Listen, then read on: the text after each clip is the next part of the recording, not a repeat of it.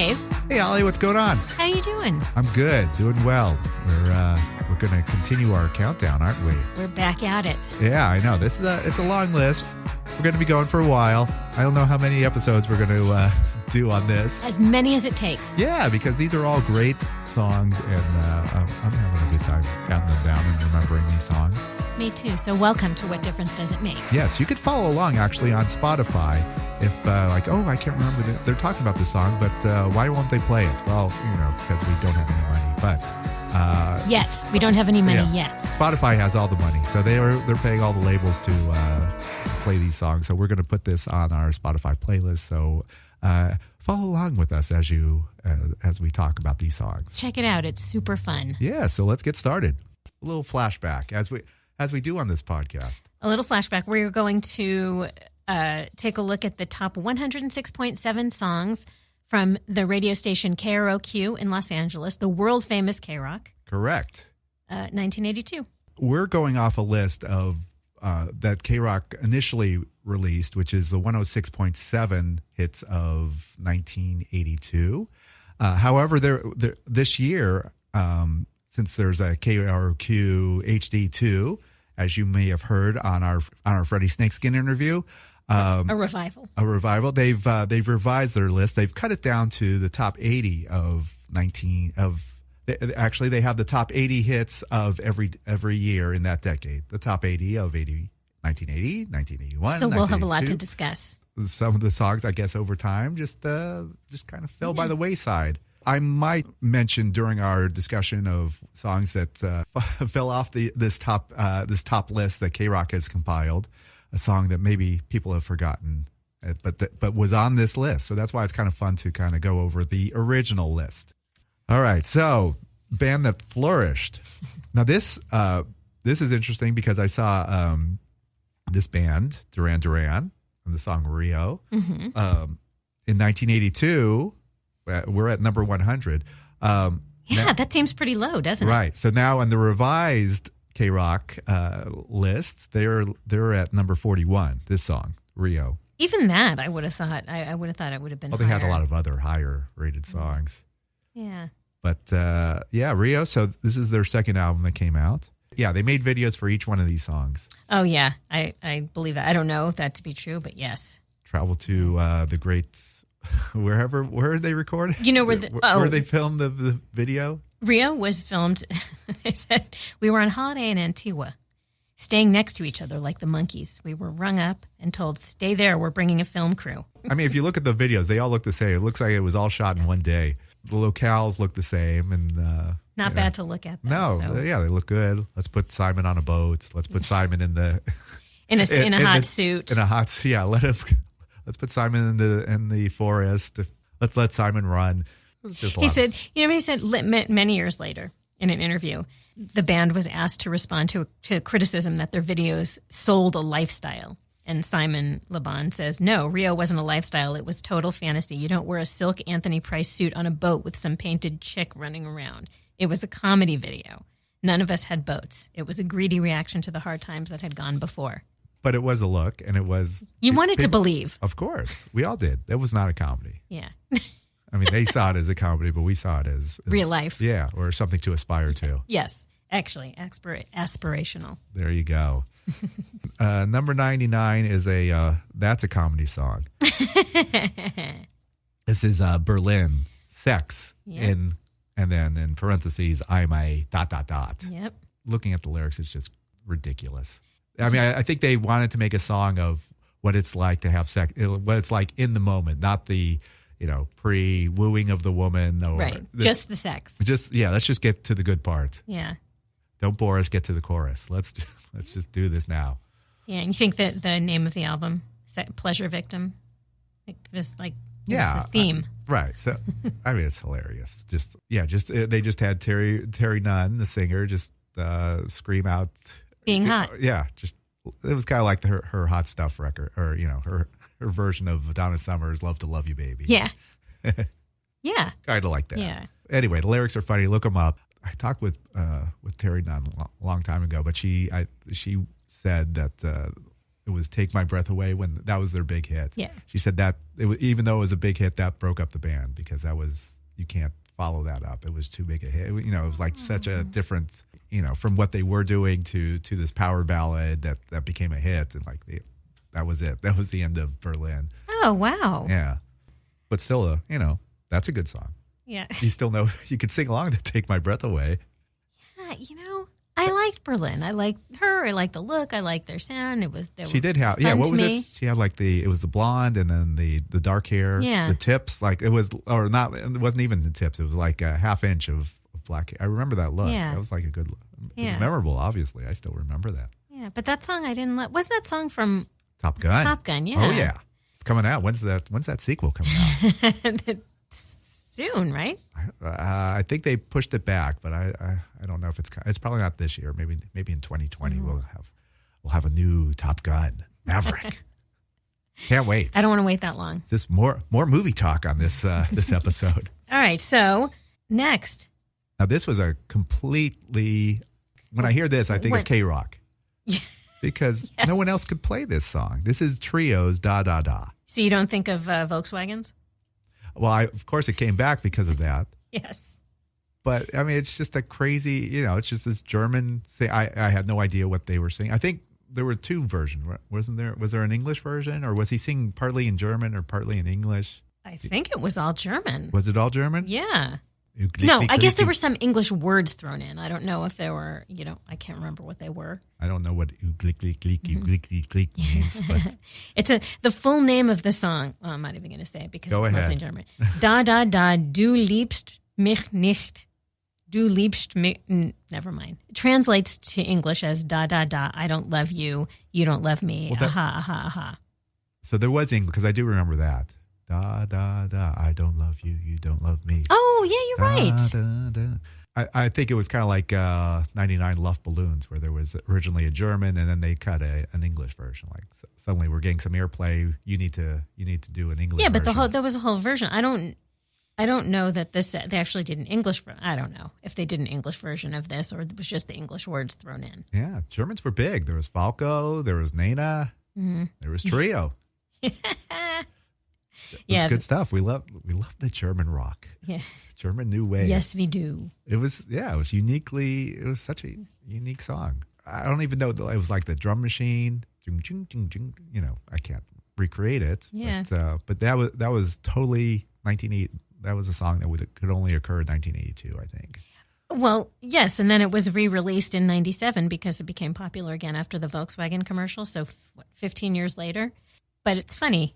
They had a hard time, radio stations had a hard time finding it when it started being requested again 15 years later. It was only available on some obscure collection called Sedated in the 80s, Volume 3, which I'm sure you have. Yeah.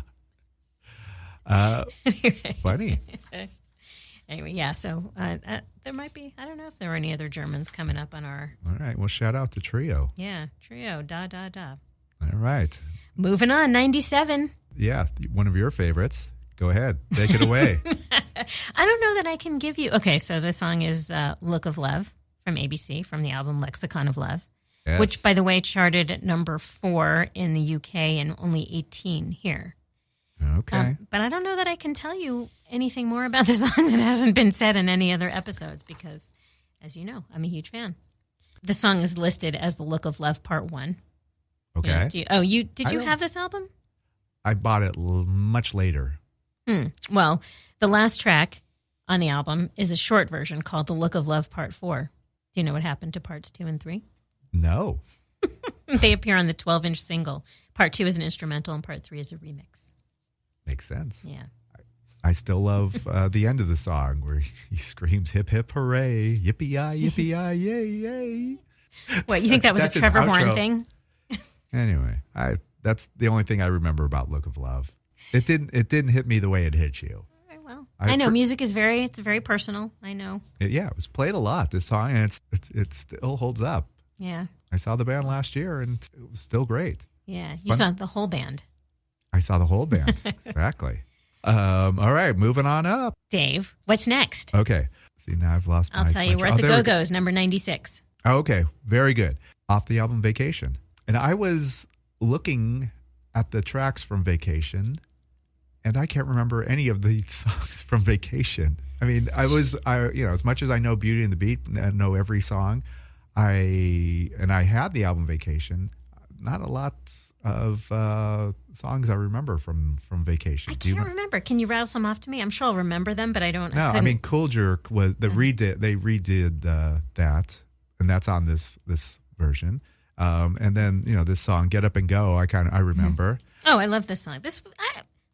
I don't know if you would say it was a hit, but I know this. Right, but you probably could not name any. I mean, I think Vacation was the only song that actually became a hit from this album, and it was good.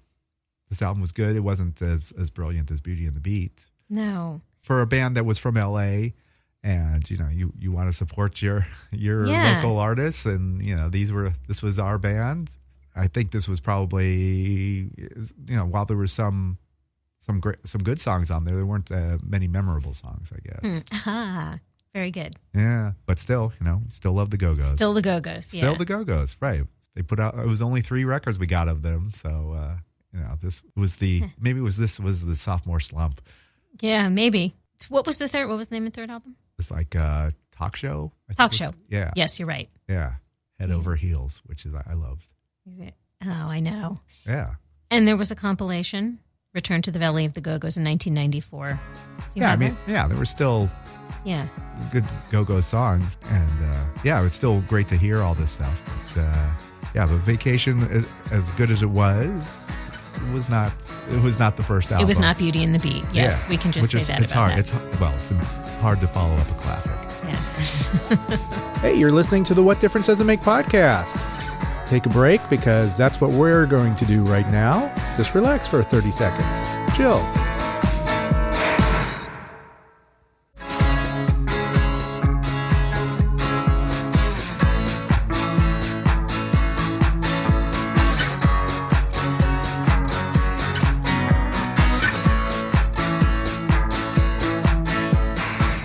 Here we are. The What Difference Does It Make podcast returns. All right, so we move on to number 95. One of your favorites? Yeah. I mean, and this is from the movie Valley Girl. Back to movie talk. Yeah, from the movie Valley Girl is what I remember this most from. Which was also one of your. So this is Eaten by the Monster of Love. Yeah, I mean, it was just a crazy, creative, wonderful song that also forgotten from. This is not on the KROQ list. Yeah, the newly revised. It makes sense, but there are other Spark songs on the. Maybe. I bet there are. I guess we'll find out. Yeah, that should be interesting. A lot of the stuff, your Sparks and your King Crimson, the songs that Freddie probably likes, are not on this list anymore. Yeah, but Sparks is more of a K-Rock band than this album was for sure. Angst in My Pants. Yeah, which is a great title, but it was very funny, clever lyrics, great hooks, and just so much fun. Yeah, I loved everything about this record. Yeah, I had forgotten about this song until you put it on your Halloween list. Oh, I put that. Yes, you did. Oh, okay, nice. Yes. Good job, Dave. Yes, yeah, it was a good choice. I thought it was a great choice. That's funny. Sparks still vital and still putting out music. Yes, and to quote one of the reviews, it's a dizzyingly fun, lyrically clever, and supremely danceable slice of glammy new wave pop. And I think that is a perfect description. That was great stuff. All right. Anyway. All right. So as we move up the list, number 94, the Stray Cats, Built for Speed. From the album Built for Speed. Yes. Which is not on the list anymore. No. Stray Cats have disappeared. Brian Setzer, though, still playing around. Every Christmas you will see him in L.A. Yeah. Well, yes, that's right.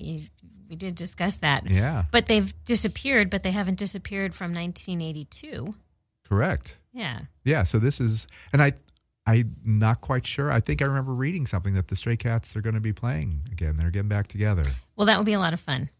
It would be. Yeah. Yeah. Still fun stuff. Yeah. I would assume they are a lot of fun. But I didn't remember. I mean, I remember the album Built for Speed. Didn't that have the hits? Yes, that was their, that was their Beauty and the Beat record. But I didn't, Built for Speed, the song itself didn't come to mind when thinking of that album. Okay. Yeah. I mean, talking about cars. Yeah. 50. It's the 50s. Yeah. It's talking about their hot rod there, but also about girls. So cars and girls and rockabilly. It's all Timeless themes. Timeless. Yeah. Still talking about this stuff. All right, number 93. Go ahead. This one belongs to you. 'Cause I think this is one of your favorites. Well, it's funny. It's not. It has become. I guess you could say it's become one of my favorites. But my resident expert, who is an expert in a handful of bands, and Missing Persons is one of them. My resident expert is a huge fan. Not so much of Dale Bozzio. He considers Missing Persons to be Terry Bozzio, the drummer. Mm-hmm. And this song, while in many places, including this chart, it's listed as Noticeable Ones. Yes. It's actually called Noticeable One. Okay. It's from the album Spring Session M. Does that make a difference in the song? Do you know? No, well, because it's about, a self-absorbed person. I am one of the noticeable ones, but I'm a noticeable one. Yeah, no, I mean, it doesn't make, in the song, it says, I am one of the noticeable ones, notice me. It's not singular in the song, in the lyrics. Okay. But the name of the song is Noticeable One. Well, that could be tied to Dale because, she's wearing the plexiglass bra. She's noticeable. Right. I was actually watching yesterday as I was going through the list, I saw a live performance from the band. And, Dale is not that dynamic, but then you see Terry and the spotlight is on him most of the time. It's really funny, and he's kind of doing like guitar moves on his drums. Yeah, just kind of getting into it like a guitarist would. It's kind of interesting seeing the dynamic. Terry kind of stays in place and does shimmies back and forth. Yeah, it's more her. She is noticeable, but it's not her. You're right that to make that distinction, it's not that she's so dynamic on stage, but she has a look about her that is she had a great memorable. Look. Yeah. Oh, she had a total memorable look. They met they were in Frank Zappa's band. Oh, okay. That's where they met. Was she singing background or was she must have been? She had she had a great voice too. I mean, I liked where you knew immediately this was a Missing Persons song. It was Dale singing. Do you know the song? I pulled it up yesterday, so yeah, I kind of remember it. I like the song a lot, but it's funny that this was pretty high up on pretty low in the countdown and the hits because it wasn't considered a hit. No, this album had a lot of other hits. Right? Yeah. This is another one not listed on the KROQ Top 80. Yeah, I would imagine, but the others, I'm sure the others are, which we'll get to. We won't disclose them now, but according to my Ari's opinion. This isn't, nor were the hits, but this song isn't the best one on the album. And when he listed off to me what his favorite songs on Spring Session M were, you probably wouldn't recognize any of them. I can 100% agree with whatever that list is because I probably would not know this. The one thing I know, do you know what Spring Session M is? It's an anagram of their name. Yeah, okay. Well, there you go. Missing Persons. Yes, all right. Fine, I can't stump you with any missing persons. Yeah. That's all. I'm done with missing persons trivia. Do you know they played the S Festival that year too? I do know that. Yeah, were you there? No, you kidding? Too young, it's a babe. 1982. It's scary. Your parents didn't let you go to festivals. I don't think I knew anyone who would drive out there or do any of that. I was definitely interested. Yeah. But that would have been fun. But was not to be. I went to other shows later in life, I guess. Yeah. Yes. Enough. You're covered. Not enough, but still. No. Okay. So 92, another band that I think this was a great album. The Flock of Seagulls debut record. Yeah. That just this was a good song too, but it wasn't a hit. It's called Telecommunication. It didn't chart on either. It didn't chart in the UK either. Telecommunication. I remember hearing it on the radio once. I pulled it up and kind of remembered it. Like, oh yeah, this is great. Yeah. There are a number of great songs. Flock of Seagulls. That first record was really, really good. Yeah. I happen to like this song better than the bigger hits. Oh yeah. Yeah. And you didn't remember it. That's funny. Once I pulled it up again, I'm like, oh yeah. I remember this a lot. Yeah. Now all I think of Flock of Seagulls is I think of Chandler Bing whenever they do the flashbacks, and Chandler always had the Flock of Seagulls. The Flock of Seagulls hair. Yes. Did that have a name, that hairdo? A flock of seagulls hair. That's what we call it. Yeah. Do you know this? Do you know the singer? What his name was? I mean, yeah, you wouldn't know, but nobody knows. No, I do know. It was Mike Score. But I mean, no one should know that. Why? Why would you know? They were big. They were huge at the time. They were huge, right? But it was flock of seagulls, like Blondie. A lot of people don't know Blondie's this lead singer of Blondie. Deborah Harry. They just everybody knows that. I know they called her Blondie. She was known as Blondie. Yes, that's true. But didn't everybody know her name? Some. A lot of people. You'd be surprised how many people wouldn't know. Oh yeah, she was Blondie. Yeah. Do you know that they had a fan in Phil Spector? One of your favorites? Oh, a flock of seagulls? Yep. I could see that because sound. They used an effect that was similar to the Wall of Sound. He actually called the band phenomenal. But unlike the Wall of Sound, Flock of Seagulls recorded in stereo. Okay. Fun fact. Yeah. Yes. I would hope so. Okay. So there we go. Let's end on 91 because that's a good one to end. And this was timeless. Yes. It's insane. This is David Bowie and Queen, Under Pressure. Yes.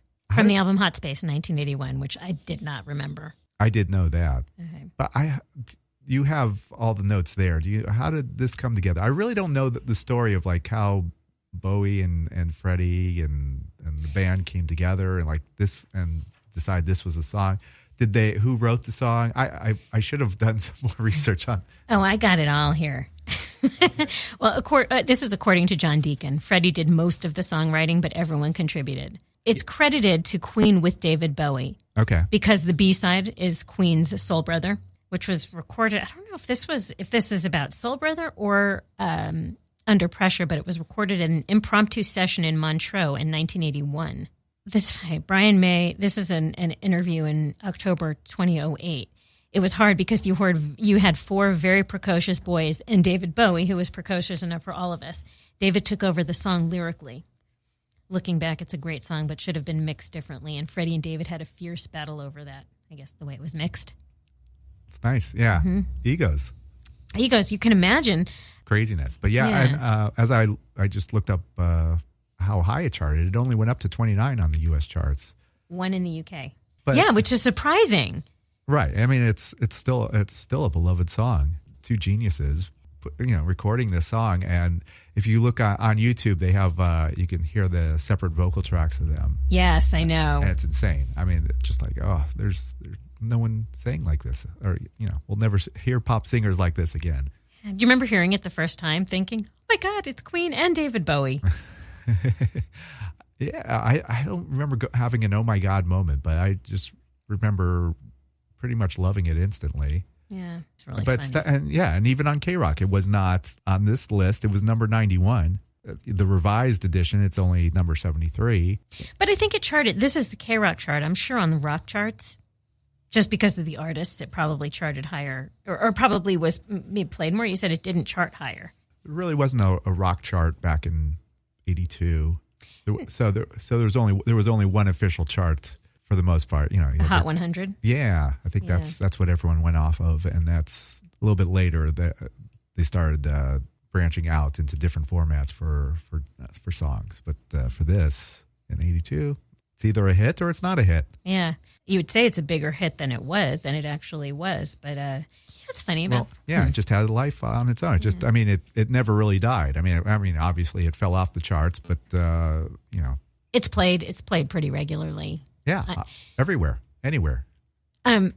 Speaking of anywhere, this is what I thought. Something I found funny. I was at, oddly, a dance club a few years ago, probably 3 or 4 years ago, and this song came on, and everybody rushed the dance floor. And this, to me, doesn't seem like a very danceable song. It's not at all. But people just jump around and they love it and they want to sing it. But I thought it was funny because it's not of all the songs you can dance to. Yeah. Yeah. We'll have to do a karaoke version of this song. Yeah, that would be fun. Yeah, we'll do a duet. Yes. Next holiday party. Next Who holiday do you party. get to be? We'll flip for it. Whoever could take either one. I could do either one horribly. Same. Okay. All right, deal. Oh, great. All right, so we're wrapping it up. We are wrapping it up. Thanks for listening to What Difference Does It Make? Thank you so much. Remember to follow us on Twitter and Facebook and Instagram. Comments, concerns, questions, anything you have, we'd love to hear from you. Check you later. Over and out.